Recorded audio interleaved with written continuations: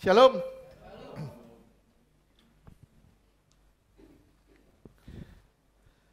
Hari ini Tuhan menuntun kita belajar sama-sama dari Roma 4 ayat ke-1 sampai dengan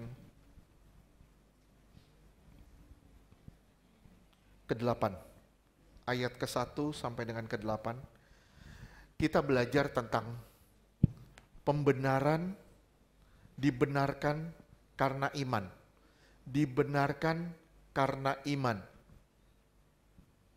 Ya, sama-sama kita, saya rindu ayat 1, 3, dan 5, dan 7 itu dibaca oleh pembaca Alkitab. Terus ayat 2, 4, dan 6 sampai 8 itu dibaca oleh saudara berganti-gantian. 3, 2, 1, oke silakan. Roma 4 ayat 1. Jadi apakah akan kita katakan tentang Abraham, bapa leluhur jasmani kita?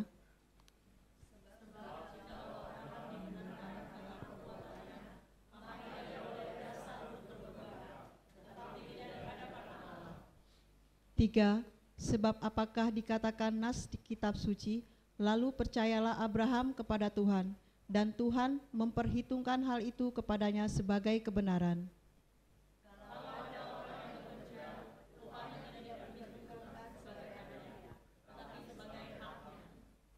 5.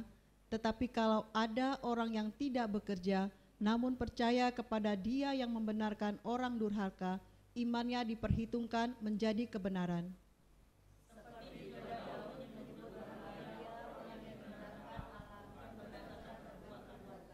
Oke. 7. Berbahagialah orang yang diampuni pelanggaran-pelanggarannya dan yang ditutupi dosa-dosanya.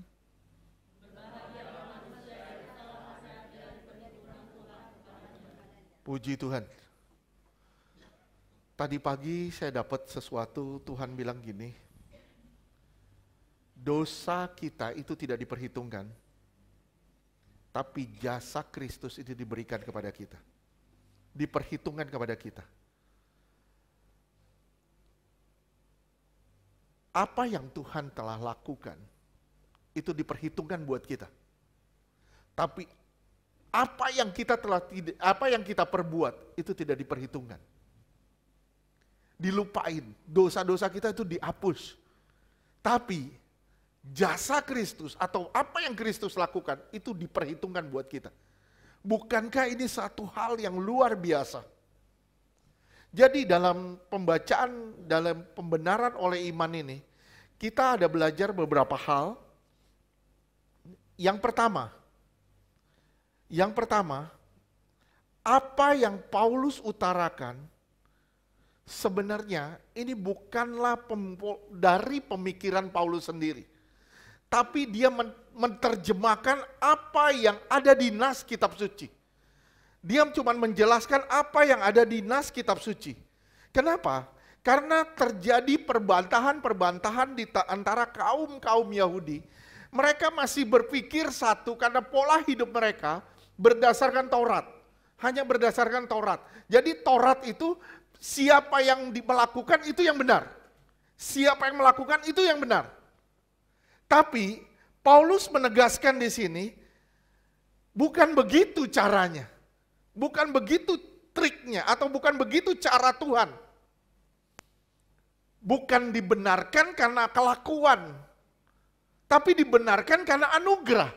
Kita mendapat sesuatu dari Tuhan. Paulus menyatakan, apa yang diutarakan itu sudah ada sejak zamannya Abraham. Sudah ada sejak zamannya Abraham, juga sudah ada sejak zamannya Daud. Oleh sebab itu di ayat ini dibilang Abraham dibenarkan oleh iman. Terus ditambah lagi Daud. Dia menegaskan, kenapa? Karena ada perbantahan. Karena ada kebiasaan dari cara hidup orang Yahudi yang selalu menghakimi orang. Menghakimi. Jadi gini, kalau misalnya si A melakukan ini, baru dia benar. Kalau si A tidak melakukan, Dia nggak benar, dia nggak taat. Begitu dia nggak taat, kita menghakimi. Lu karena lu nggak taat, lu nggak taat. Itu masuknya di dalam penghakiman. Kalau kita masuk pembenaran karena perbuatan, akan masuk pasti dalam ranah penghakiman. Pasti.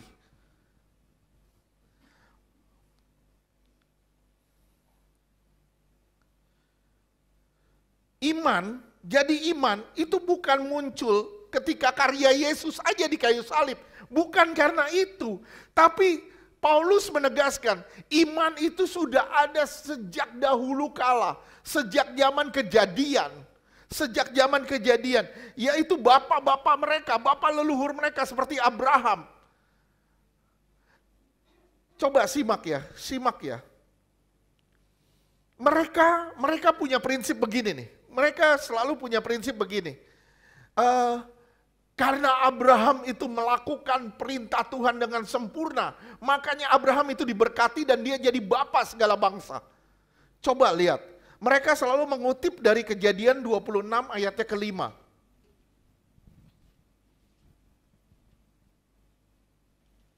Kejadian 26 ayat 5. Karena Abraham telah mendengarkan firman-Ku dan memelihara kewajibannya kepadaku, yaitu segala perintah, ketetapan dan hukum-Ku. Iya, ini katanya Tuhan, mendengarkan firman-Ku, memelihara kewajibannya kepadaku, yaitu segala perintah dan ketetapan hukum-Ku. Oleh sebab itu,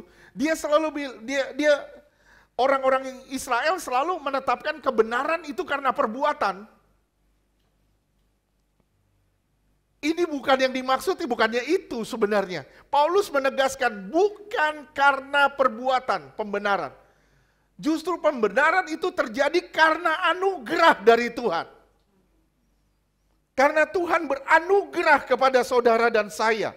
Hal ini dinyatakan sebagai koreksi terhadap pembenaran karena perbuatan. Yang didasarkan pada Kejadian 26 ayat 5. Sehingga ada beberapa kitabnya orang Yahudi yang menegaskan Abraham itu melakukan firman Tuhan dengan sempurna. Oleh sebab itu dia dibenarkan. Saya bilang sama saudara, kita masuk di dalam satu pola pikir begini. Kalau saya dapat melakukan perintah Tuhan dengan sempurna, dapat melakukan perintah Tuhan dengan sempurna, bukankah saya akan berhadapan dengan Tuhan dan saya akan bilang, Tuhan lihat saya telah melakukan firman-Mu dengan sempurna. Di sini saya bermegah atas apa yang saya perbuat. Bisa paham gak? Saya ulang sekali lagi. Di sini saudara bisa ngelihat satu pelajaran yang luar biasa. Ketika saya melakukan perintah Tuhan dengan sempurna dan saya merasa diri saya benar, di sini saya akan bermegah kepada Tuhan, bermegah kepada Tuhan. Ngerti? Saya akan sombong di hadapan Tuhan, bahkan di hadapan Tuhan. Saya bilang, saya telah melakukan perintah Tuhan dengan sempurna. Ingat pemuda yang kaya? Ingat pemuda yang kaya, dia bilang apa? Tuhan, aku mau ikut engkau. Tuhan bilang, oke. Apakah kamu menghormati ayah ibu? Iya, saya melakukan ini. Dia melakukan pembenaran karena perbuatan. Tapi Tuhan bilang, apa lanjutannya? Jual semua hartamu, ikut aku. Itu iman. Itu iman. Melepaskan segala sesuatunya demi Tuhan, itu iman. Abraham, dia sekarang saudara perhatikan baik-baik. Apakah jalan hidup Abraham itu selalu lurus? Dia menipu Firaun. Dia menipu, ada siapa lagi lupa saya. Abimelek ya. Abimelek dia tipu juga. Dia bilang ini adikku, ini padahal istrinya. Dia menipu, dia melakukan penipuan, dia tidurin Hagar sampai terjadi masalah. Dia melakukan berbagai kejahatan. Tapi lihat, kenapa tidak diperhitungkan Tuhan kejahatan itu?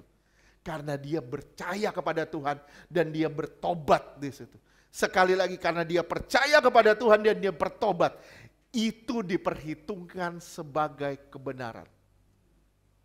Bisa paham? Apa yang diperhitungkan sebagai kebenaran? Karena kita percaya dan bertobat, itulah yang diperhitungkan sebagai kebenaran.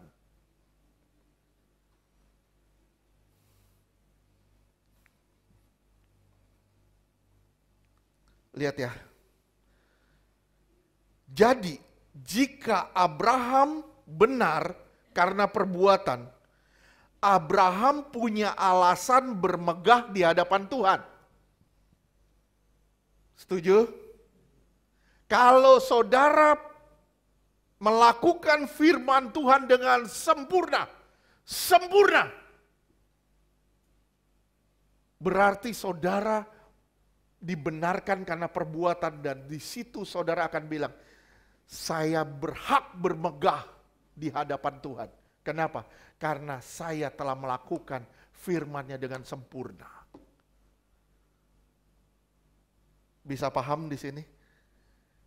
Artinya kita tidak lagi bergantung kepada Tuhan yang memberi kita kekuatan, yang memberi kita kemampuan untuk melewati masalah demi masalah, untuk berkata tidak pada dosa demi dosa.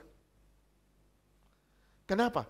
Tanpa itu pun saya sudah bisa kok, tanpa bergantung pada Tuhan, saya sudah bisa melakukan semua firman Tuhan. Di sini terjadi masalah. Yeremia 9 ayat 23 sampai 24. Yeremia 9 ayat 23. Beginilah firman Tuhan, janganlah orang bijaksana bermegah karena kebijaksanaannya, janganlah orang kuat bermegah karena kekuatannya. Jangan orang bijaksana bermegah karena kebijaksanaannya. Jangan ya orang kuat bermegah karena kekuatannya. Terus? Janganlah orang kaya bermegah karena kekayaannya. Terus? 24. Tetapi siapa yang mau bermegah, baiklah bermegah karena yang berikut, bahwa ia memahami, terus, dan mengenal aku, dan mengenal Tuhan, terus, bahwa akulah Tuhan yang menunjukkan kasih setia. Aku Tuhan yang menunjukkan kasih setia, yang beranugerah, terus, keadilan dan kebenaran di bumi, sungguh semuanya itu kusukai, demikianlah firman Tuhan. Coba saudara bayangin, saya kuat misalnya, saya kuat. Saya merasa saya orang paling kuat di chosen generation misalnya. Saya orang paling kuat, nggak ada orang yang lebih kuat di chosen generation selain saya. Saya bermegah, datanglah Mike Tyson. Datang Mike Tyson di sini, saya sudah tidak lagi kuat. Mike Tyson datang, saya orang paling kuat di sini, saya orang paling kuat di sini. Datanglah Holyfield, kalah dia. Jadi tidak ada satupun yang sempurna. Makanya di ayat kedua, Roma 4 ayat kedua, Roma 4 ayat itu 2. Terjadi koreksi-koreksi yang dilakukan oleh Paulus. Dia bilang gini, sebab jikalau Abraham dibenarkan karena perbuatannya, maka ia beroleh dasar untuk bermegah. Kalau saudara dibenarkan karena perbuatan saudara, maka saudara punya dasar untuk bermegah. Dan saudara bisa bilang, Tuhan, saya sudah melakukan semuanya dengan sempurna. Lihat ya, saudara perhatiin baik-baik perkataan Yesus. Waktu seorang hamba duduk sama tuannya lagi duduk pulang. Tuannya pulang, Yesus bilang apa? Gimana hamba ini kedapatan hamba yang setia? Dia ikat pinggangnya, dia siap melayani. Dan dia bilang apa? Dia bilang apa? Hamba ini, aku siap melayanimu. Aku siap melakukan sesuatu bagimu. Terus Tuhan bilang apa? Hamba ini bilang apa? Aku ini hamba yang tidak berguna. Setelah dia melakukan semuanya, tetap dia bilang, aku ini nggak ada gunanya sebenarnya. Karena aku cuma melakukan apa yang kau perintahkan. Bisa ngerti nggak? Saudara nggak berguna, saya nggak berguna. Kenapa? Karena kita hanya melakukan apa yang Tuhan perintahkan. Permasalahannya di mana? Kalau kita nggak punya hubungan, kita pun nggak tahu apa yang Tuhan perintahkan. Makanya tadi dibilang, di Yeremia dibilang, kalau kamu mau bermegah, kamu harus bermegah di dalam Tuhan. Sekali lagi, kalau kamu mau bermegah, bermegahlah di dalam Tuhan. Kenapa? Karena kalau kamu bermegah di dalam Tuhan, kamu bermegah karena kamu mengenal Tuhan dengan benar.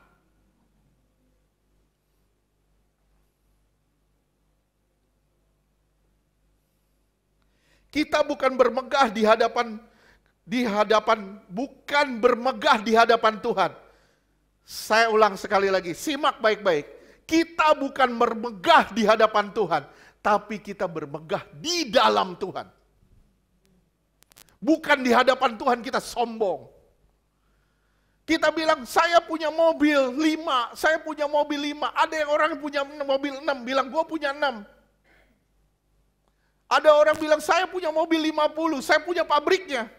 Di atas kekayaan, ada yang lebih kaya lagi, ada lagi. Kita nggak bisa bermegah dengan apa yang ada di dunia ini. Termasuk dengan perbuatan-perbuatan kita. Yang kita bisa bermegah kalau kita bilang, Tuhan saya boleh mengenal Engkau dengan benar. Itu yang harus kita megahkan.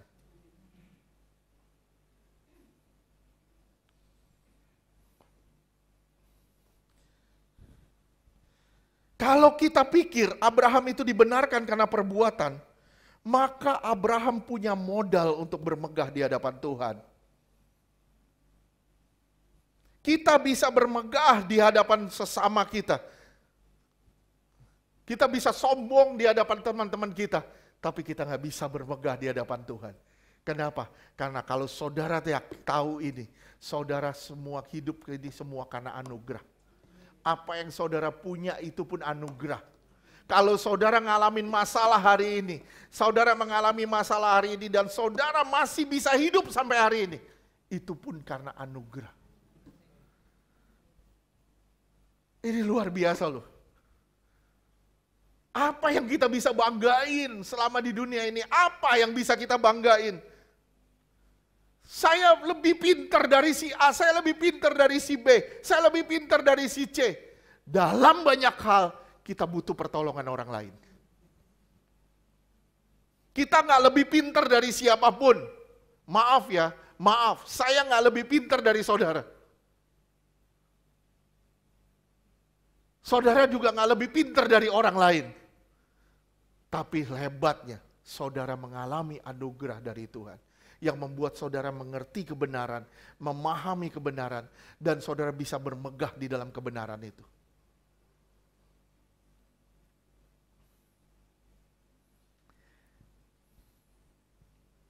Kalau saya misalnya, saya bilang, wah, saya melakukan firman Tuhan, ini banyak terjadi. Saya melakukan firman ini. Terus saya lihat, oh si ini nggak melakukan ini, si ini nggak taat, si Ibu Yulina nggak taat misalnya. Saya bilang, Ibu Yulina nggak kudus, Ibu Yulina bukan level gua, di bawah level gua. Saya bilang, orang seperti itu masih hidup di bawah iman didasarkan perbuatan. Pembenaran hanya karena perbuatan. Kenapa? Kalau kita masuk ke ranah ini, pasti kita masuk di ranah penghakiman kepada orang lain. Pasti, nggak mungkin nggak. Kita akan melihat diri kita sebagai orang kudus dan orang lain sebagai orang kudis.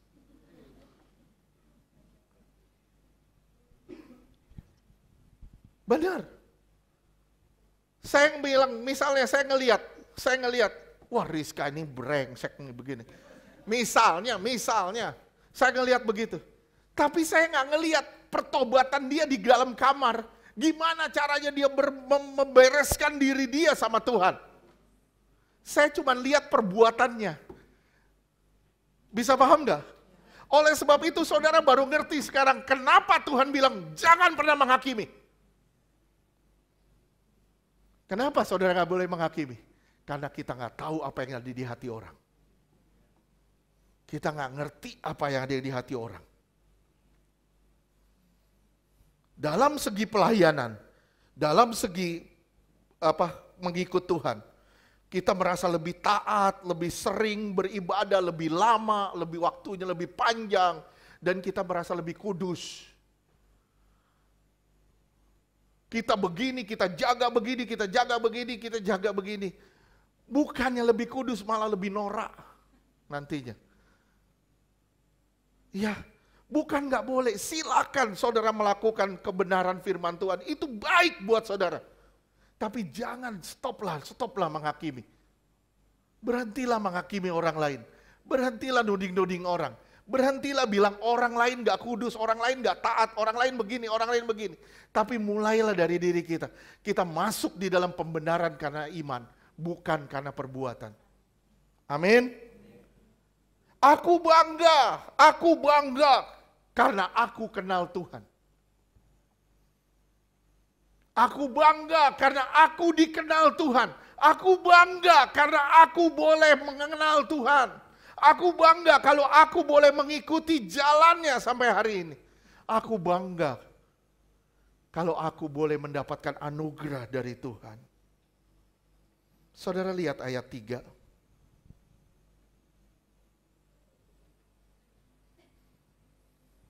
Baca ulang. Roma 4 ayat 3, sebab apakah dikatakan nas kitab suci, lalu percayalah Abraham kepada Tuhan, dan Tuhan memperhitungkan hal itu kepadanya sebagai kebenaran. Jadi kebenaran itu diperhitungkan ketika orang percaya. Ketika seseorang percaya akan janji Tuhan, ketika saudara mulai percaya akan janji Tuhan, itu kebenaran.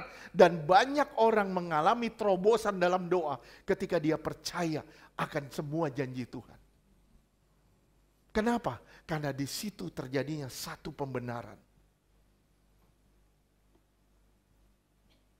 Lihat ya, saya cuma mikir gini, mungkin pada waktu Abraham mendapat janji dari Tuhan, coba saudara sama-sama, saya masuk di dalam, coba kita bayangin sama-sama. Waktu Tuhan bilang, hei Abraham, keturunanmu akan seperti pasir di laut. Jadi kan sepertinya Abraham akan mendapatkan warisan, legacy dari Tuhan. Betul? Setuju? Orang-orang yang akan mewarisi janji-janji Tuhan. Terus lanjutannya, dia harus menunggu. Berapa lama? 25 tahun dia harus menunggu. Pasti di otak dia, pasti kalau harus menunggu begitu lama, pasti mungkin dia bilang gini, mungkin ini Lot nih yang jadi penerus gue. Mungkin si ini nih ponakan gue nih, si ini nih akan jadi penerus gue nih. Gimana caranya dia dapat anak? Gimana caranya dia dapat anak? Tuhan cuma bilang kamu akan punya anak. Gimana caranya? Dia nggak tahu. Bahkan sampai rahim Sarah tertutup, dia belum dapat. Tapi dia tetap percaya, dan itulah kebenaran. Ngerti tidak? Ngerti ya? Kebenaran bukan didasarkan perbuatan.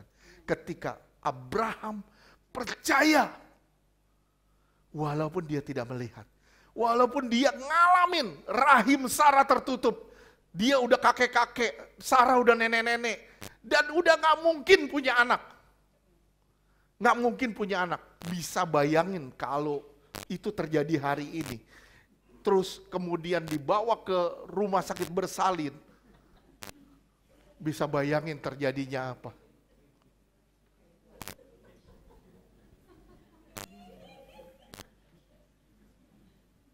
Bisa bayangin terjadinya seperti apa. Orang umur 60 tahun aja hamil, kita bilang, kok bisa ya?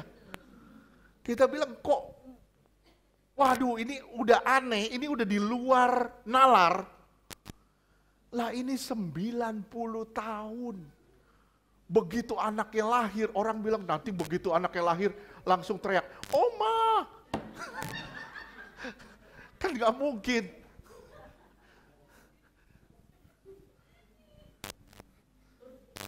Ini udah di luar pola pikir manusia. Ya. Dan itulah kebenaran sebenarnya. Itulah kebenaran. Kebenaran apa? Kebenaran kadangkala, kebenaran itu sesuatu yang tidak bisa ditangkap oleh nalar kita. Tapi hanya bisa kita percayai dengan iman kita. Itulah kebenaran. Banyak orang bilang, gimana caranya Tuhan menciptakan langit bumi? Waduh, ada yang bilang, wah Big Bang teori, Allah, gimana lah, beginilah Tuhan jadi, nggak ada tuh Tuhan, tuh ini terjadi dengan sendirinya, ada ledakan besar begini. Saya nggak bilang, saya bilang, nggak mungkin, semua pasti bisa teratur begini karena ada yang kontrol. Kita nggak tahu yang kontrol mana, kita nggak lihat, tapi kita percaya ada yang kontrol.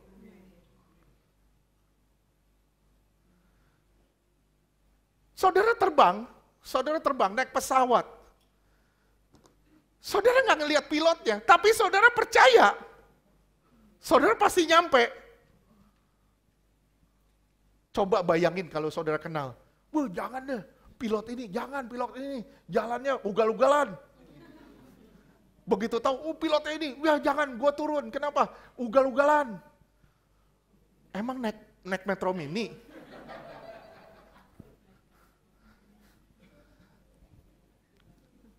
Kita ngelihat, akhirnya kita tahu ini nggak bisa.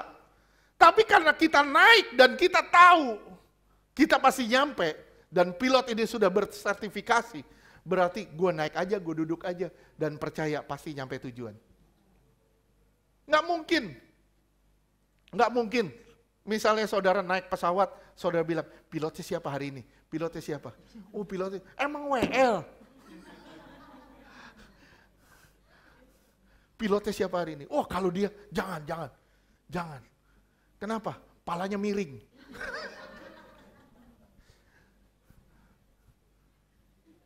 Gak bisa begitu. Kita kan naik aja dan kita jalanin aja. Nah itu ikut Tuhan kayak gitu. Masuk aja di dalam Tuhan, jalanin aja. Itu iman dan di situ kedapatan kebenaran.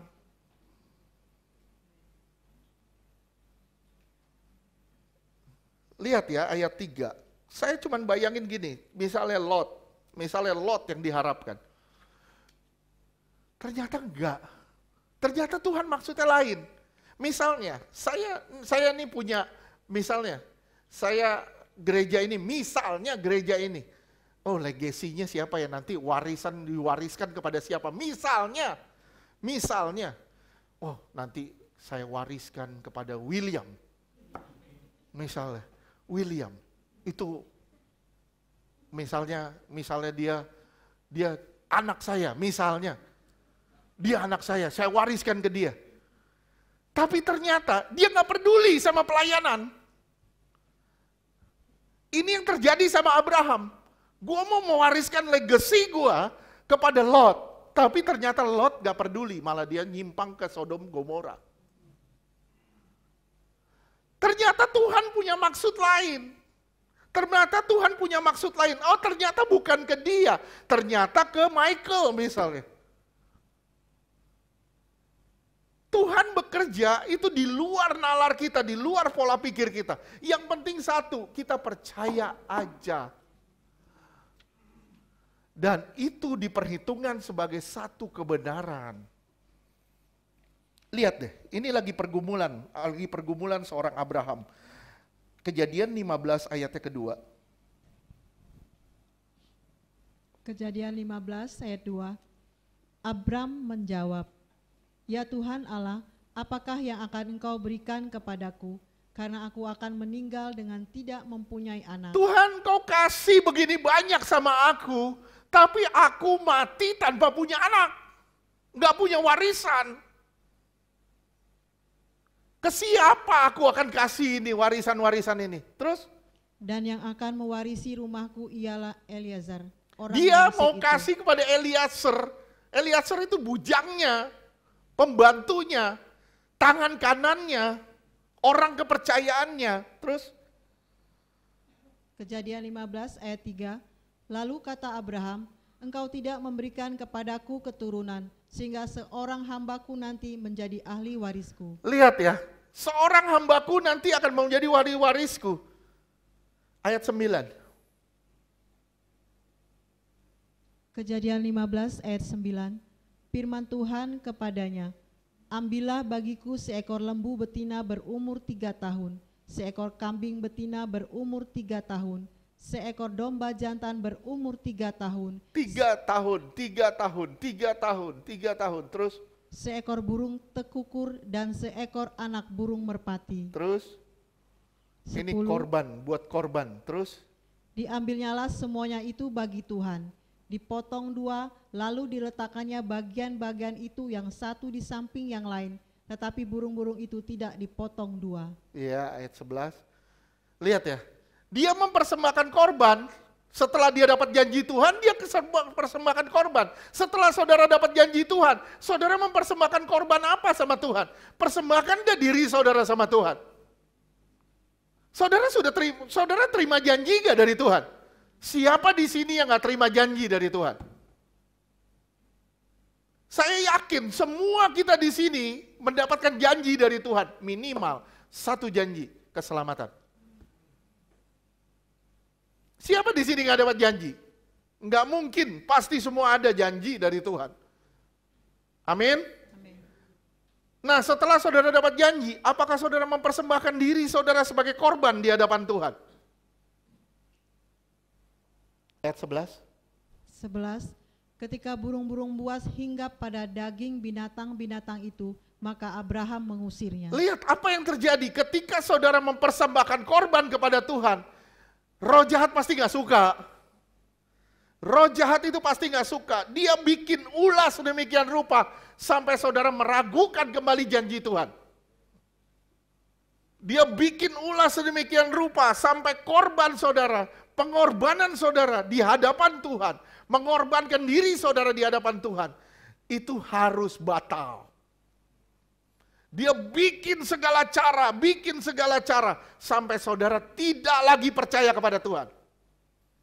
Ini cara roh jahat. Supaya apa? Supaya saudara tidak dapat pembenaran oleh iman. Supaya saudara meragukan semua janji Tuhan. Nah, sekarang kita jelas, Paulus luar biasa. Dia kasih satu statement. Gimana caranya? Wah, dia pikir nanti kalau sampai ada orang berbantah, nih jawabannya begini. Dia jelasin gimana yang kedua, yang tadi yang pertama, bagian pertama, Paulus mengutarakan kalau pembenaran itu karena iman, itu bukan dari kreativitas dia, bukan dari pola pikir dia, tapi ini berdasarkan dasar firman Tuhan. Nah, yang kedua, yaitu bagaimana cara menghitungnya. Bagaimana cara menghitungnya? Ayat 4.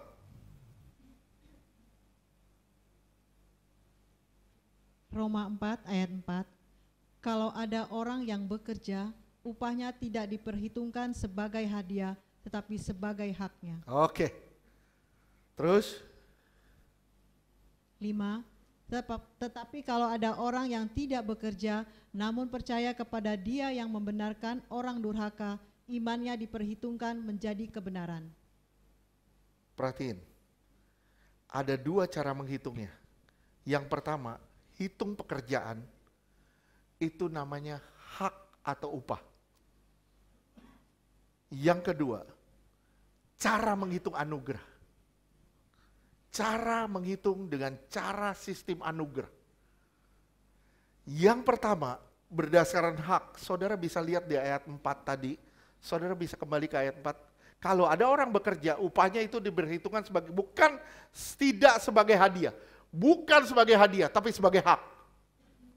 Tapi kalau saudara tidak bekerja dan saudara mendapat, itulah anugerah. Itu cara menghitung anugerah.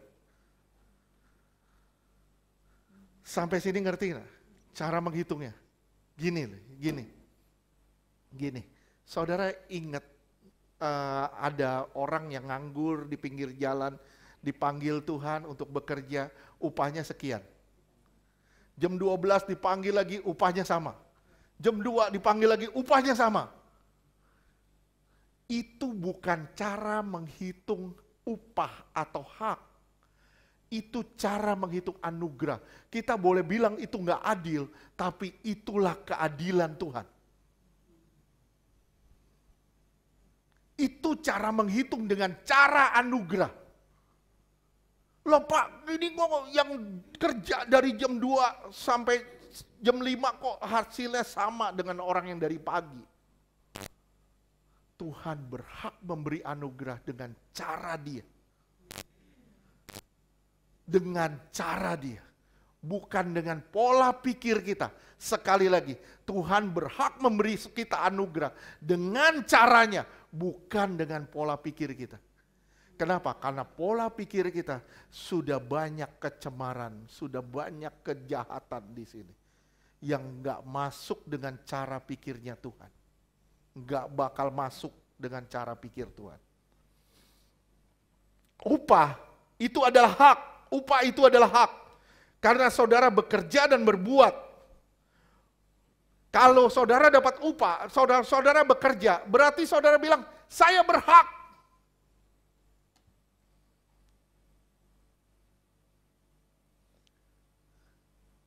Gini, misalnya siapa? Misalnya Bu Wati kerja di pabrik. Misalnya Bu Wati kerja di pabrik. Bu Wati punya hak gak untuk dapat gaji tiap bulan? Berhak, dia berhak punya gaji. Kenapa? Karena hasil pekerjaannya. Dia berhak mendapatkan gajinya, upahnya tiap bulan. Dan itu hak. Itu hak. Tapi kalau cara hitung anugerah, kalau cara hitungnya seperti ini di hadapan Tuhan, berarti saudara akan nuntut, saya melakukan ini, saya berhak dapat ini. Saya melayani, saya pasti diberkati. Saya bilang ini cara hitung kotor. Cara hitung yang jahat di hadapan Tuhan. Kenapa? Karena Tuhan tidak menghitung dengan cara seperti ini. Kalau Tuhan menghitung dengan cara seperti ini, maaf. Berarti saudara bisa bilang, Tuhan lu utang sama gue. Betul gak? Saya sudah melakukan ini. Tuhan, saya udah cuci piring tadi Tuhan. Di depan. Tuhan, saya ini udah cuci piring. Lihat tangan saya sampai keriput. Tuhan, saya sudah bersihin ruangan, saya sudah melakukan A, B, C, D. Masa Tuhan gak berkati saya? Berarti kita menganggapnya sebagai hutang. Itu sebagai hak. Saudara bekerja sebagai hak. Saudara tanpa sadar, saudara kehilangan harta yang sesungguhnya di surga. Ketika kita masuk di dalam pelayanan dan kita menuntut. Apa yang gereja bisa berikan pada gua? Apa yang Tuhan bisa berikan bagi gua? Apa yang orang lain ini si A, si B, si C bisa lakukan buat gua? Saudara kehilangan upah yang sesungguhnya di kerajaan surga. Saudara kehilangan kemuliaan yang Tuhan siapkan di surga.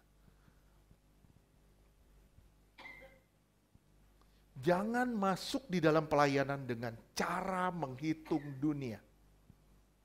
Sekali lagi saya ulang. Jangan masuk di dalam pelayanan dengan cara pola pikir dunia. Kenapa? You tidak akan pernah puas dengan itu. Kalau kita masuk ke situ, berarti kita bilang, Tuhan hutang sama saya. Saya kerja, Tuhan hutang keselamatan buat saya. Tuhan utang uang sama saya. Tuhan utang uang, Tuhan utang kekayaan sama saya. Tuhan utang A, B, C, D sama saya. Saya bilang sama saudara, keselamatan itu anugerah. Jadi, jika keselamatan anugerah, simak baik-baik. Jika keselamatan itu anugerah, berarti kita tidak berhak dan Tuhan pun tidak berhutang. Setuju gak? Kalau keselamatan itu adalah anugerah, berarti jawabannya satu. Kita tidak punya hak, tapi Tuhan berikan. Dan Tuhan tidak berhutang apapun sama kita. Kenapa? Karena semuanya sudah Dia lakukan di atas kayu salib. Dan Dia bilang, sudah selesai. Semua udah beres. Yang belum beres tuh otak kita. Yang belum beres tuh pola pikir kita. Tuhan, saya nih pelayanan ya Tuhan ya, beri saya kesehatan. Terus kita sakit. Kita bilang, Tuhan di mana? Tuhan di mana? Tuhan gak ada. Percuma saya melayani. Percuma saya melakukan ini. Bukankah saudara seperti Mazmur Asaf? Saya sudah melakukan ini. Tapi aku melakukannya seperti percuma semuanya. Nggak ada hasilnya. Itu pola pikir upah. Tapi Tuhan masuk di dalam satu dimensi pola pikir anugerah. Saudara, saya bilang ya, saudara masuk di dalam pola pikir hamba, saudara hanya tahu dapat upah. Saudara masuk di dalam pola pikir anak, saudara akan mengalami anugerah yang besar dari Tuhan. Masuk di dalam pola pikir anak. Caranya seorang anak berinteraksi dengan bapaknya. Itu beda dengan hamba, dengan berinteraksi dengan tuannya. Jangan masuk dalam pola pikir jongos. Tapi masuk di dalam pola pikir seorang hamba. Tuhan sebagai seorang pola pikir seorang anak. Saudara akan ngelihat cara Tuhan bertindak.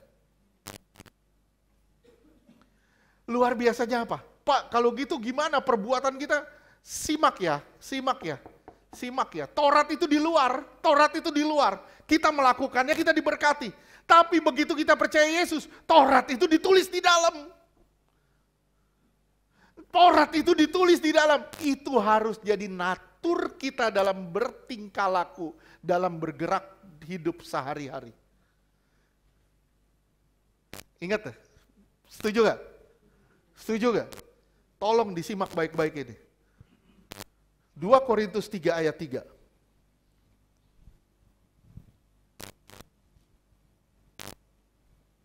Korintus 3 ayat 3. Karena telah ternyata bahwa kamu adalah surat Kristus yang ditulis oleh pelayanan kami. Ditulis bukan dengan tinta, tetapi dengan roh dari Allah yang hidup. Bukan pada loh-loh batu. Tapi melainkan pada loh-loh daging, yaitu di dalam hati manusia. Di dalam daging kita, di dalam hati kita, ditulis kebenaran firman Tuhan. Ditulis kebenaran firman Tuhan di dalam hati kita.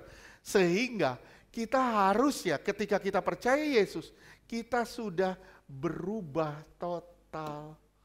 Kenapa? Karena hukum bukan di luar, tapi hukum sudah di dalam. Beda nggak menerjemahkannya? Kalau hukum di luar, kita akan kerjakan, kita mendapatkan upah. Tapi hukum itu di dalam, kita jadi natur. Natur kita begitu, nggak boleh lihat piring kotor, langsung dicuci. Kenapa? Karena itu udah natur. Kalau upah, nih, lu cuci piring dong, nanti gua kasih 1.000 satu piring. Itu pola pikir hamba. Tapi kalau hukum udah di dalam, dia ngelihat piring kotor, nggak bisa, gua harus bikin. Walaupun gua nggak dapat apa-apa. Ngerti nggak? Saya rindu semua di sini punya pola pikir anak. Kalau saudara punya pola pikir anak, saudara ngelihat kotoran di lantai, pola pikir anak. Kalau pola pikir jongos, kotoran biarin aja nanti ada yang bersihin kok. Itu pola pikir jongos. Pola pikir anak, ada kotoran, ambil. Gue beresin, kalau perlu gue makan lagi. Itu pola pikir anak. Kita bergerak bukan berdasarkan tuntutan, tapi kita berhak karena natur kita sudah terjadi seperti itu. Perbuatan baik saya harus melakukan perbuatan baik. Saya harus melakukan perbuatan baik. Supaya apa? Supaya saya dipandang orang. Supaya saya diberkati orang. You jadi munafik nanti. Kalau hukum sudah di dalam, itu udah otomatis kita udah melakukan perbuatan kita jadi orang yang baik. Kita jadi orang yang baik. Kenapa? Hukumnya sudah ada di dalam kok.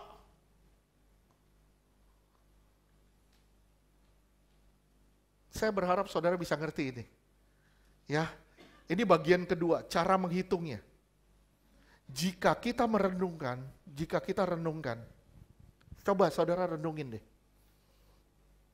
Coba saudara renungin, kenapa gua yang brengsek ini, kenapa saya yang rusak begini, kenapa saya yang gak beres begini, kok Tuhan panggil saya ya? Kok banyak profesor-profesor di luar, kenapa mereka menolak Tuhan? Kenapa orang-orang pinter di luar, banyak orang-orang terkenal, banyak orang-orang terpelajar, banyak orang-orang hebat. Kenapa mereka menolak Tuhan? Kenapa saya yang kotor ini, jorok ini bisa begini? Kenapa? Karena Tuhan beranugerah sama kita. Sekali lagi, karena Tuhan beranugerah sama kita. Kita orang yang sederhana bisa diselamatkan. Coba bayangin satu hal ini. Kenapa Yesus datang ke Danau Galilea? Dia panggil Petrus, dia panggil Yakobus, dia panggil Andreas. Kenapa dipanggilnya itu? Kenapa dia nggak datang? Dia datang ke Pilatus, dia panggil Pilatus, dia tobatin Pilatus, dia tobatin si Herodes, dia tobatin orang-orang terkenal di sana. Kenapa dia datang kepada orang-orang yang sederhana? Kenapa? Karena Tuhan mau merobohkan kepandaian orang-orang yang bijaksana. Supaya mereka tidak lagi bermegah di dalam kebijaksanaannya. Tapi Tuhan pakai orang-orang sederhana untuk menjadikan mereka orang yang luar biasa. 1 Korintus 2 ayat 7 sampai 11.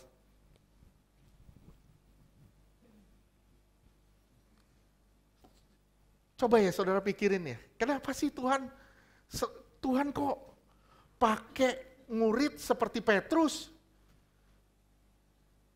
Orang yang sumbu pendek, dikit-dikit marah, dikit-dikit ngamuk. Gampang kepancing sama orang. Ngomongnya gede, begitu ada masalah, kabur yang lebih dulu. Kenapa Tuhan pakai Petrus? Kenapa Tuhan pakai Matius, pemungut cukai? Orang-orang yang dianggap sampah. Kenapa Tuhan pakai Paulus? Orang yang sudah membunuh jemaat. Kenapa Tuhan pakai mereka? Hal ini saudara balikin ke diri saudara sendiri. Kenapa Tuhan pakai saudara? Kenapa Tuhan pilih saudara? Kenapa? Karena Tuhan mengasihi saudara dan Tuhan beranugerah sama saudara. 1 Korintus 2 ayat 7 sampai 11. 1 Korintus 2 ayat 7. Tetapi yang kami beritakan ialah hikmat Allah yang tersembunyi dan rahasia, yang sebelum dunia dijadikan telah disediakan Allah bagi kemuliaan kita. Terus? 8. Tidak ada dari penguasa dunia ini yang mengenalnya, sebab kalau sekiranya mereka mengenalnya, mereka tidak menyalibkan Tuhan yang mulia. Orang pinter, orang terkenal, mereka yang nyalipin Yesus. Tapi Tuhan pakai orang-orang sederhana untuk ngikut Yesus. Terus? 9. Tetapi seperti ada tertulis, apa yang tidak pernah dilihat oleh mata dan tidak pernah didengar oleh telinga dan yang tidak pernah timbul di dalam hati manusia, semua yang disediakan Allah untuk mereka yang mengasihi Dia. Terus 10. Karena kepada kita Allah telah menyatakan oleh Roh, sebab Roh menyelidiki segala sesuatu, bahkan hal-hal yang tersembunyi dalam diri Allah. Lihat ya, Tuhan menyelidiki segala sesuatu, bahkan Tuhan mengungkapkan siapa dia oleh roh yang ada di dalam saudara. Bukankah ini satu yang hebat? Pencipta langit dan bumi bisa menerjemahkan isi hatinya di dalam saudara. Tapi enggak di orang-orang pinter di luar sana. Orang-orang terkenal di luar sana. Tapi Tuhan pakai orang-orang sederhana seperti kita. Lihat ya, Tuhan pakai orang sederhana untuk menjungkir balikkan keadaan dunia. Tuhan pakai Petrus, Tuhan pakai Yohanes, Tuhan pakai orang-orang sederhana ini untuk menjungkir balikkan keadaan dunia. Terus ayat 11. 1 Korintus 2 ayat 11. Siapa gerangan di antara manusia yang tahu apa yang terdapat di dalam diri manusia selain roh manusia sendiri yang ada di dalam dia. Demikian pula lah tidak ada orang yang tahu apa yang terdapat di dalam diri Allah selain roh Allah. Iya. Kadang di dalam pelayanan. Sorry, kita jujur aja ya. Mau jujur atau enggak? Jujur. Misalnya saya kepepet. Dalam pelayanan misalnya. Pengeluaran pasti ada. Kadang kita mikir, Tuhan kirimin dong orang-orang kaya, sekali aja. Sekali tepok selesai. Misalnya. Tapi Tuhan ngiriminnya orang-orang sederhana. Kenapa begitu? Kenapa begitu? Saya sampai bilang, Tuhan, kenapa Tuhan gak kirim orang-orang yang bisa menolong pelayanan? Tapi Tuhan justru kirim orang-orang yang butuh pertolongan. Saya cuma bilang, oke. Berarti satu di sini, Tuhan lagi melatih kita untuk berjalan dengan iman. Dan iman itu membawa kita pada satu pembenaran. Pak baru sadar Pak, baru tadi pagi saya sadar. Jujur baru tadi pagi saya sadar. Ternyata iman akan membawa kita pada satu pembenaran. Kalau kita bisa melayani orang-orang yang berduit, orang-orang kaya, dan tapi ternyata Tuhan pakai orang-orang sederhana. Dan saya cuma pikir satu, berarti Tuhan lagi beranugerah sama saya. Saya pelayanan bukan karena upah. Istri saya pelayanan bukan karena upah. Semua kita pelayanan bukan karena upah. Semua di sini pelayanan bukan karena upah. Tapi karena ucapan syukur saudara sama Tuhan. Karena ucapan syukur saudara sama Tuhan. Tuhan, saya mau melayanimu. Kenapa? Karena saya sudah diselamatkan oleh Tuhan. Tuhan telah memilih saya, orang yang jorok ini, orang kotor ini. Tuhan telah pilih saya. Sekarang apa yang saya bisa kerjakan buat Tuhan? Saya lakukan aja buat Tuhan.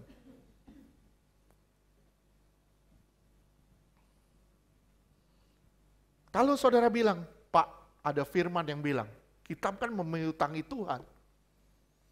Memberi piutang kepada Tuhan. Coba lihat, Amsal 19 ayat 17.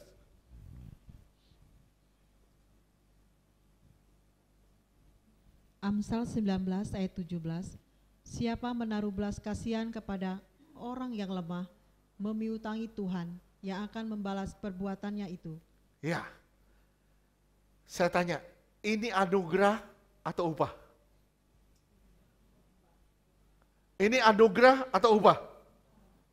Ini upah. Kenapa? Kalau saya baik misalnya, Pak Yogo lagi jatuh, saya coba angkat dia, walaupun beratnya minta ampun. Saya coba angkat dia. Ini saya ada upah tersendiri dari Tuhan. Dan ini janji Tuhan, kamu memiutangi Tuhan katanya. Jadi Pak Yogo lagi jatuh, saya angkat, saya tolong. Ini kan berarti kan ada upah yang tersembunyi di sana. Ada sesuatu yang tersembunyi di sana, yang saudara pun tidak tahu.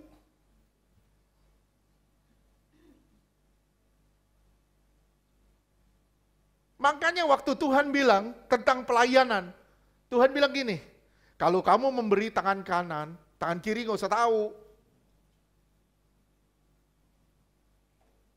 Kalau kamu memberi tangan kanan, waduh, tangan kiri tahu, kaki tahu. Semua tahu. Lihat tuh, gue udah kasih buat gereja, buat pelayanan. Lihat ya, lihat.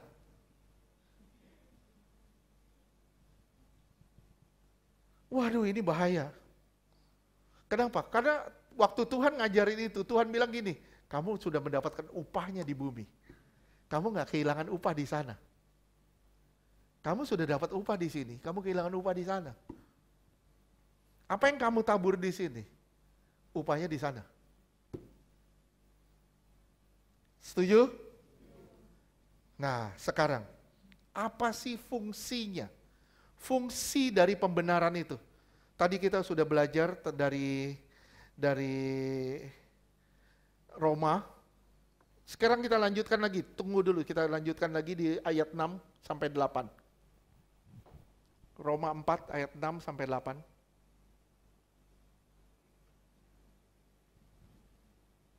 Roma 4 ayat 6.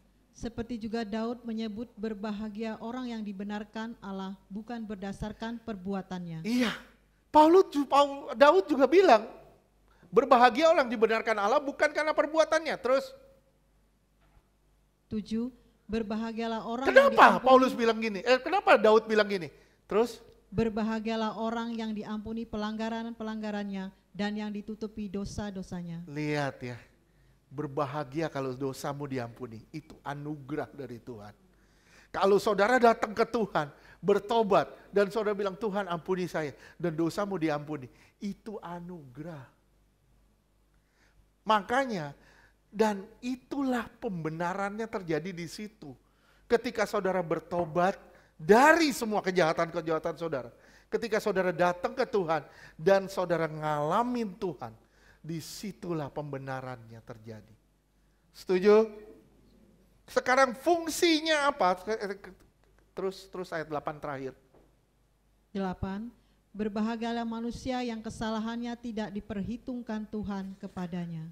Hebat gak? Tuhan gak memperhitungkan kesalahanmu. Justru jasanya, apa yang dia kerjakan di atas kayu salib itu diberikan kepadamu. Dia tidak memperhitungkan kejahatan-kejahatan kita. Justru jasanya yang diberikan kepada kita. Itu anugerah namanya. Oke? Sekarang fungsinya pembenaran karena iman. Yang satu, pertama, saudara akan diperdamaikan dengan Allah. Saudara bukan sekedar mendapatkan damai dari Allah. Saya ulang, saudara bukan sekedar mendapatkan damai dari Allah, tapi saudara berdamai dengan Allah. Bisa ngerti? Saudara bukan sekedar mendapatkan damai dari Allah, tapi saudara benar-benar berdamai dengan Allah. Saudara berekonsiliasi dengan Allah. Selama ini kita seteru, Tuhan jadikan sekutu. Selama ini kita bermusuhan dengan Allah. Kita nggak berdoa, nggak beribadah, kita menolak Tuhan. Tapi sekarang Tuhan jadikan kita sekutunya, temannya, sekerjanya. Tapi sayang sekali banyak orang masih hidup sebagai seteru salib Kristus.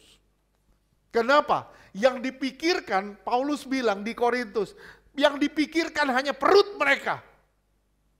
Keinginan daging mereka. Yang dipikirkan hanya kesenangan-kesenangan mereka. Mereka pelayanan, mereka gereja, mereka, tapi tujuannya apa? Satu, proteksi aset. Proteksi aset.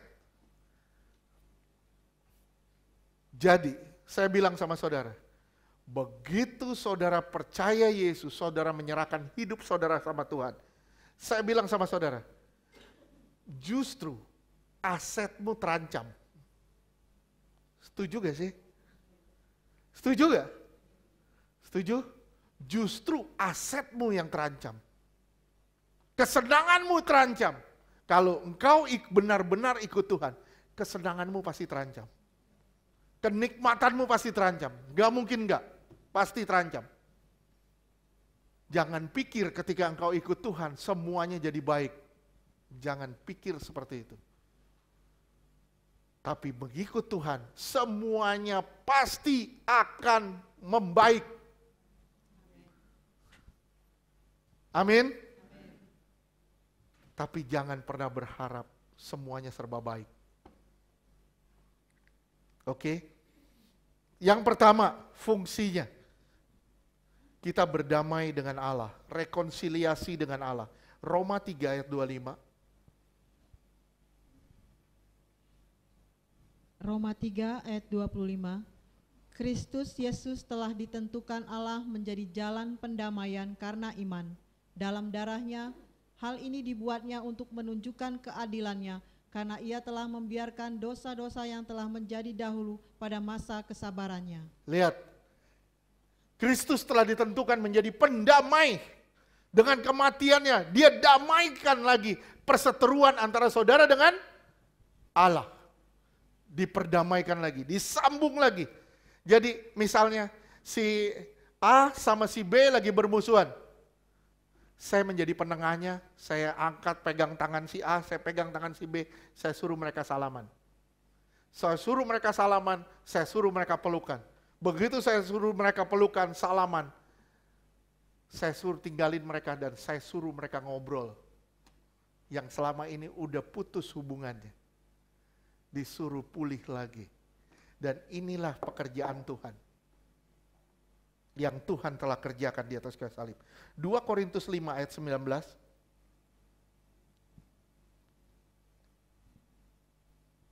2 Korintus 5 ayat 19. Sebab Allah mendamaikan dunia dengan dirinya oleh Kristus dengan tidak memperhitungkan pelanggaran mereka. Ia telah mempercayakan berita pendamaian itu kepada kami. Dia nggak hitung kesalahan-kesalahan mereka, kesalahan-kesalahan saudara. Nah, jadi gini loh, Tuhan selalu ngelihatnya ke depan. Kita yang selalu ngelihat ke belakang. Kita selalu ngelihat kesalahan orang, kejelekan orang. Kita selalu ngelihatnya, oh dia mau brengsek, dia mau begini, dia mau begini, dia mau begini. Kita selalu ngelihat, kesalahan-kesalahan orang. Tapi Tuhan selalu ngelihat kebaikan yang ada terjadi di depan. Jadi simak, mau nengok ke belakang atau mau lihat ke depan? Kalau orang nyakitin saudara, mau lihatnya ke depan atau nengok ke belakang? Depan, di sini depan. Depan, di sini depan. Begitu disakiti baru lu tahu lu. Ngelihat ke belakang, nengok terus. Nggak gampang. Nengok ke depan, madep ke depan itu nggak gampang. Nggak gampang jalan ke depan. Kalau di belakang banyak gangguan. Pasti kita digerakkan untuk noleh ke belakang. Pasti kita digerakin untuk noleh ke belakang. Kenapa? Karena terlalu banyak distorsi di belakang. Coba aja misalnya, Yuni di depan, fokus, konsentrasi. Di belakang ngobrol terus, di belakangnya. Misalnya media, lagi ngobrol terus. Sama siapa nggak tahu sebelahnya.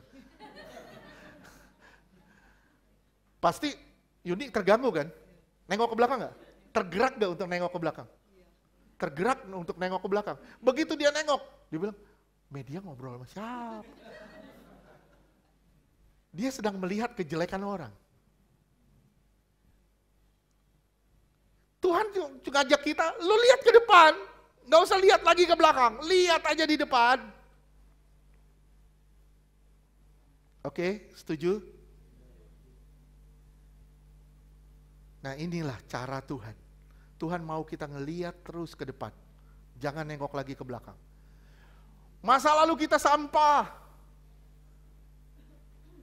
Kita orang surgawi,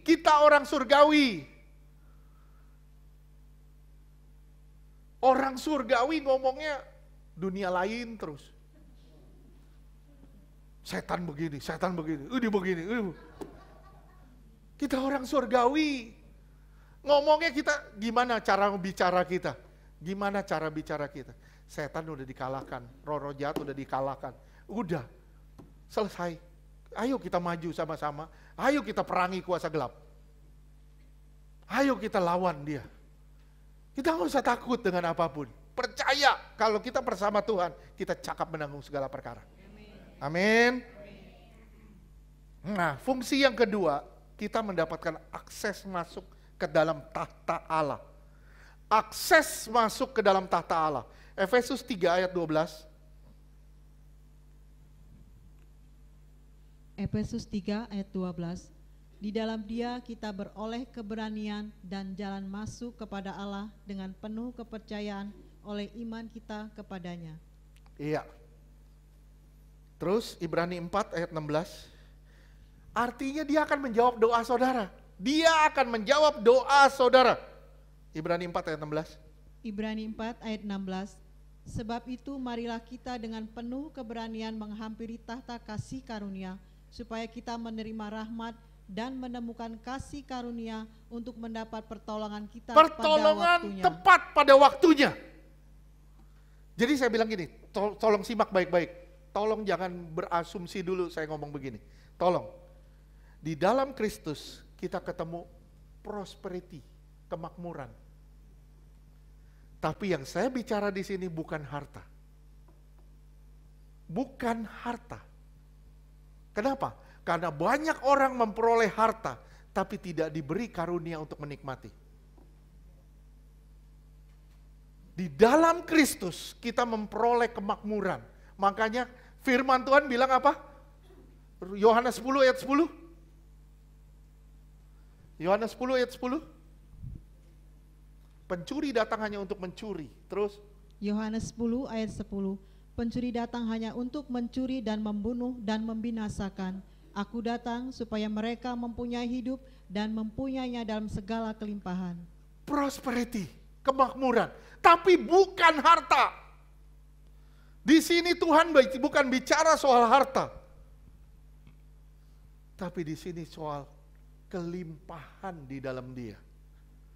Kelimpahan di dalam Dia. Pengkhotbah bilang, banyak orang diberi harta, tapi tidak diberi karunia untuk menikmati.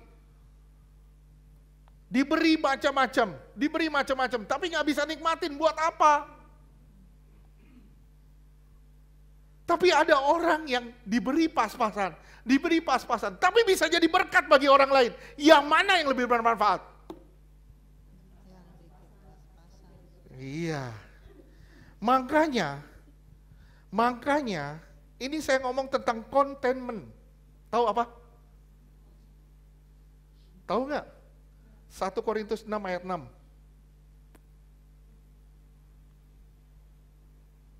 1 Korintus 6 ayat 6. 1 Timotius 6 ayat 6. 1 Timotius. 1 Timotius 6 ayat 6. Memang ibadah itu kalau disertai rasa cukup memberi keuntungan besar. Contentment. Ini rasa cukup. Rasa cukup. Kalau saudara merasa cukup, saudara nggak akan macam-macam. Gini. Contohnya gini. Saya ngerasa cukup dengan istri saya. Saya nggak tergerak dengan perempuan lain. Kenapa? Karena saya sudah merasa cukup dengan dia. Saya nggak ngelirik-lirik ke sana kemari. Kenapa? Karena saya cukup dengan dia. Kalau saudara merasa cukup dengan pasangan saudara, saudara nggak akan mau pikiran-pikiran kotor, mau apa sama orang. Nggak akan. Kenapa? Karena saudara sudah cukup dengan dia. Kalau saudara merasa cukup dengan Tuhan, saudara nggak kepingin apa-apa kok. Nah sekarang permasalahannya di mana? Kita nggak pernah rasa cukup. Saya udah punya baju nih. Baju. Saya bilang, aduh saya mau beli yang warnanya pink.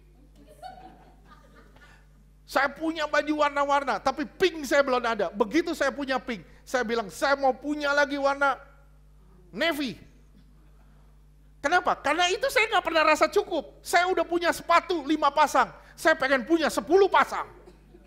Kenapa? Karena saya nggak pernah punya cukup. Rasa cukup di dalam saya nggak ada. Ngerti tidak? Nah, yang saya maksud apa? Ini doa. Banyak orang berdoa tapi nggak pernah cukup.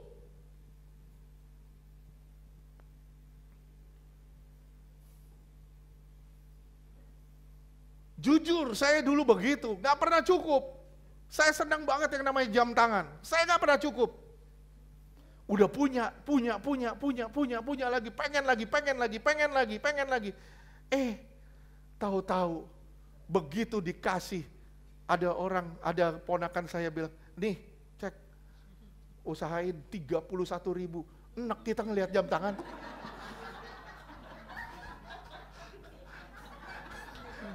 Ngelihat jam tangan mual. Bener, kenapa? Puyeng kita. Masuk kamar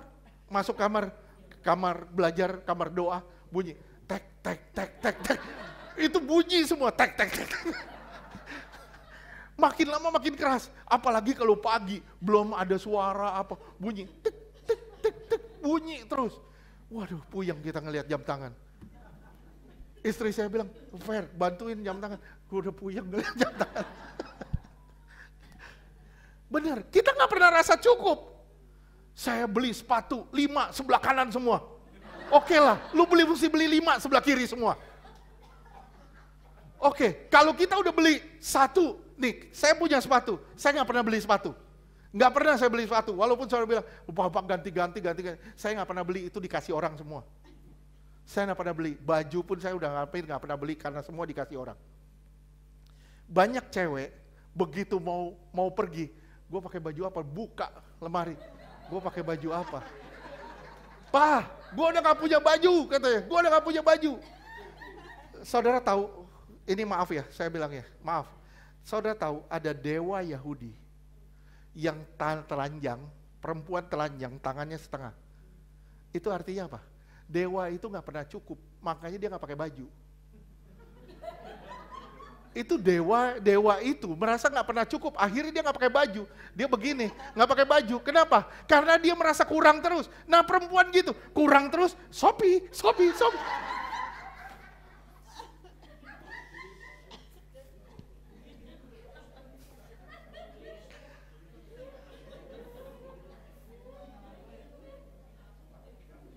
Kalau kita nggak pernah cukup, maaf, kalau kita nggak pernah cukup, kita dalam masalah besar. Yang amin tuh laki, suami.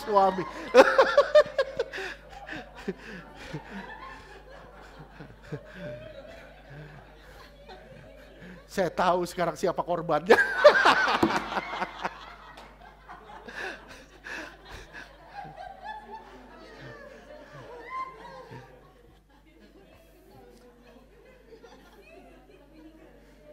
Bahaya loh begini. Kalau kita ibadah, kita gak pernah rasa cukup. Pengen lagi. Hawa nafsu itu pasti pengen digerakin. Pengen dicukupin terus. Saya ngeliat ini, wah mata gua keluar. Tuh. Gak bisa kita ngikutin itu terus, mati kita bener. Mati apa? Ketumpuk barang nanti. Gak bakal bisa. Serius, udah stop lah ya begitu. Oke? Makanya gimana ya Pak caranya? Hindari sosial media.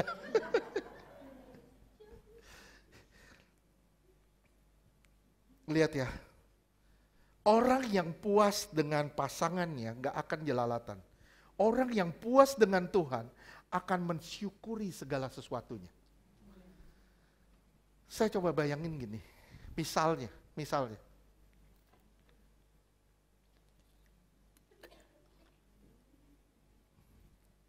ini gelas. Misalnya ini gelas beling. Gelas beling yang satu penuh, gelas beling yang satunya kosong. Misalnya, terus saya pakai garpu, saya ketok nih. Yang mana yang nyaring? Yang mana yang nyaring?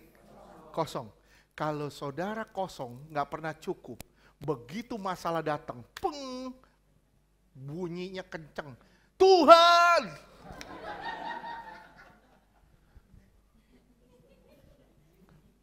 Saya pernah ngomong sama saudara, banjir baru 3 cm, ngomelnya udah 3 jam.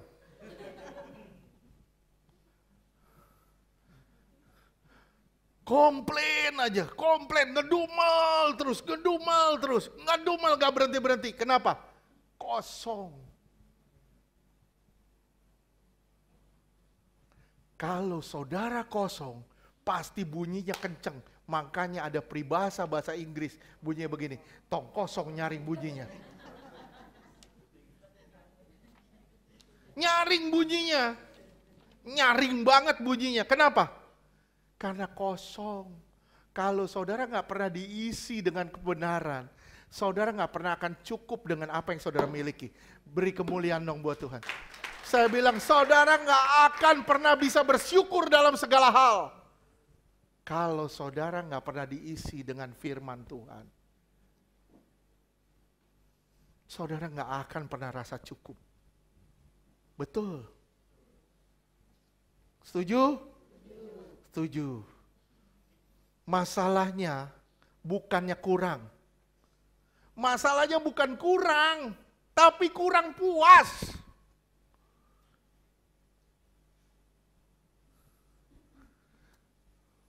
Masalahnya bukan kurang, tapi kurang puas. Saya punya sepatu banyak, dikasih orang, tapi lihat, saya pakainya ini aja. Ini sepatu saya, percaya atau tidak, dari tahun 2009. Dari tahun 2009 sampai hari ini saya pakai terus.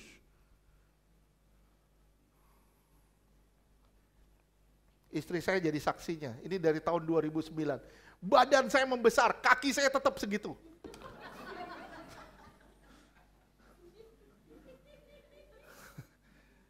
Benar. Pakainya ini aja. Pakainya itu aja. Sampai istri saya bilang, lu baju banyak. Di YouTube itu aja. Katanya. Bajunya itu lagi. Makanya saya bilang, kalau mau suruh saya ganti, taruhlah yang paling atas. Saya selalu ngambil yang paling atas. Kecuali ini saya ganti. Kenapa? Karena dia yang ngambilin. Fer, ganti dong. Ya, jadi kalau saudara mau rasa puas, gimana? Cukupi dengan firman Tuhan, dengan kebenaran. Kalau puas dengan kebenaran, saudara gak akan keinginan akan dunia lagi. Gak pingin apa-apa lagi. Kita punya TV satu kurang. Wah Pak, TV di ruang tamu Pak, di kamar tidur belum ada. Di kamar mandi belum ada. Di dapur belum ada. TV satu kurang. Kita pengen, kita gali terus kesenangan kita. Kita gali terus kesenangan kita. Sampai kita galau. Kita gali terus apa yang kita mau. Sampai kita sendiri galau. Begitu tagihan datang, galau kita. Orang yang hatinya nggak ada kepuasan, itu berisik banget ketika bermasalah. Berisik banget ketika bermasalah. Ngedumelnya itu panjang banget. Orang yang hatinya puas, itu pasti prosper. Limpah di sininya. Rasa cukup di sininya dengan ucapan syukur. Setuju? Kepuasan dimulai dari ketidakpuasan akan Tuhan. Kalau saudara merasa tidak puas akan Tuhan, saudara akan dipuaskan di dalam sini dengan segala kebenarannya. Lihat ada orang operasi sana, operasi sini, nggak puas, lihat hidungnya. Hidung gua kok begini? Hidung gua begini, dioperasi sampai mancung, sampai kayak bebek. Terus dioperasi, matanya ditarik, sampai dari belot, sampai sipit. Begitu dia ketawa, orang lain udah pergi, dia masih ketawa.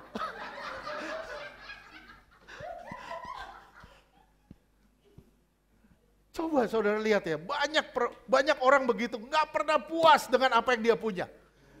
Operasi sana, operasi sini, black sana, black sini. Kenapa? Karena dia nggak puas, karena dia kosong di dalam sini.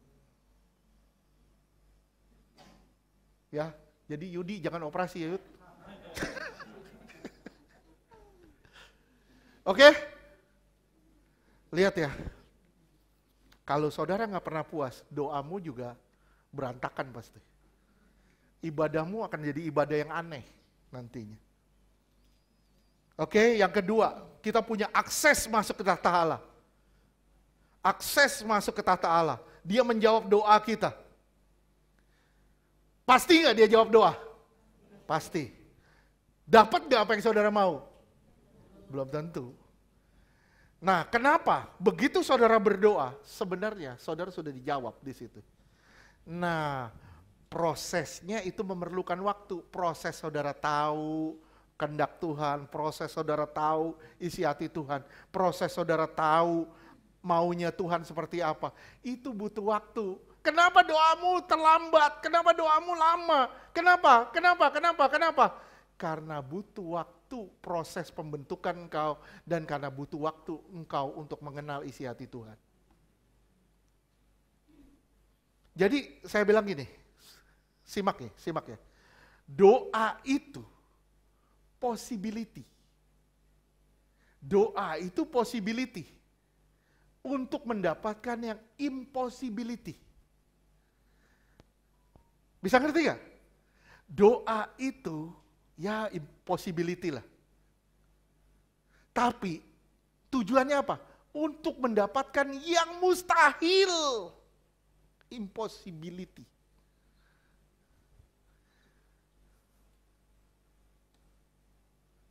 Untuk mendapatkan yang mustahil. Oleh sebab itu, lewat doa kita mendapatkan berbagai hal yang kelihatannya mustahil. Justru kita dapatkan di dalam doa. Permasalahannya kenapa ya Pak? Kok lama sekali? Karena engkau memperlama dirimu untuk dibentuk. Bisa. Kenapa Pak kok lama sekali? Karena engkau lama untuk mengenal suara Tuhan. Kenapa Pak lama sekali? Karena engkau tidak tahu kehendak Tuhan. Prosesnya itu butuh waktu dan engkau harus belajar. Sampai sini ngerti? Sekali lagi, doa itu possibility. Untuk mengalami yang impossibility. Oke? Yang ketiga, fungsi justification. Atau fungsi pembenaran karena iman. Fungsi yang ketiga adalah rejoice in hope. Bergelori atau bersukacita di dalam pengharapan. Roma 5 ayat 2. Roma 5 mulai dari ayat kedua. Roma 5 ayat 2. Oleh Dia kita juga beroleh jalan masuk oleh iman kepada kasih karunia ini. Di dalam kasih karunia ini kita begitu saudara masuk di dalam kasih karunia, anugerah, terus kita berdiri dan kita bermegah dalam saudara pengharapan. bermegah di dalam pengharapan akan Dia. Terus akan menerima kemuliaan Allah. Saudara pasti akan terima kemuliaan dan saudara bermegah di situ. Saya percaya, saya pasti suatu hari akan dimuliakan bersama dengan Tuhan. Terus 3. Dan bukan hanya itu saja, kita malah bermegah juga dalam kesengsaraan kita. Lah, kita malah bermegah di dalam kesengsaraan, di dalam berbagai kesulitan, di dalam berbagai masalah kehidupan. Kita malah bermegah di situ. Terus? Karena kita tahu bahwa kesengsaraan itu menimbulkan ketekunan. Lewat sengsara, kita jadi tekun cari Tuhan. Terus? 4. Dan ketekunan menimbulkan tahan Begitu uji. saudara tekun, saudara jadi orang yang tahan gempuran. Saudara dihantam sama masalah, saudara lebih kuat lagi. Jadi masalah itu tujuannya untuk melatih otot-otot iman saudara jadi kuat. Suatu hari saudara bisa digempur sama badai sekuat apapun, saudara tetap tegak berdiri. Kenapa?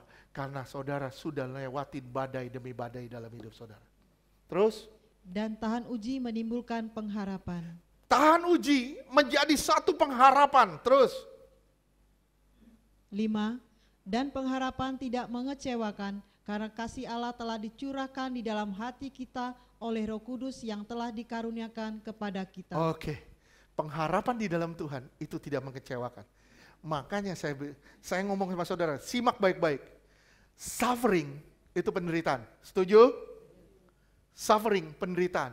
Bisa suffering itu menjadikan orang better. Setuju? Tapi bisa menjadikan orang bitter. Bisa menjadikan orang lebih baik atau lebih pahit. Suffering, penderitaan, itu bisa menjadikan orang lebih baik atau lebih pahit. Semua bergantung pada diri kita. Saudara ngalamin gempuran. Saudara jadi manusia lebih baik atau jadi manusia lebih pahit.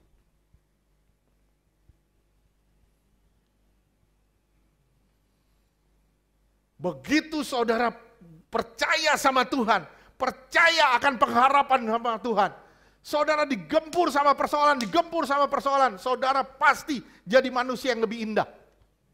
Pasti jadi manusia yang lebih indah. Tapi kalau saudara digempur, saudara bilang, Tuhan Engkau gak ada, gue pahit hati sama Tuhan, gue udah kecewa sama Tuhan, itu jadi bitter. Jadi lebih pahit lagi. Udah gak mau berdoa, udah gak mau bersekutu lagi, udah gak mau baca Alkitab lagi, itu jadi bitter. Dan saya jamin 150%. Orang yang begini gak bakal dapat apa-apa. Bahkan di kekekalan nanti dia akan dapat kemaluan. Dipermalukan, bukan dipermuliakan. Setuju? Setuju. Nah, makanya sekali lagi, suffering harusnya menjadikan kita better, bukan menjadikan kita bitter. Oke? Mau jadi better? Mau dibentuk? Mau diproses? Persiapkan dirimu. Taruh hidupmu di atas mezbahnya. Kalau ada roh-roh jahat yang mau ganggu kamu, mau membelokkan kamu dari jalan Tuhan, usir seperti Abraham mengusir burung-burung yang mau memakan persembahannya.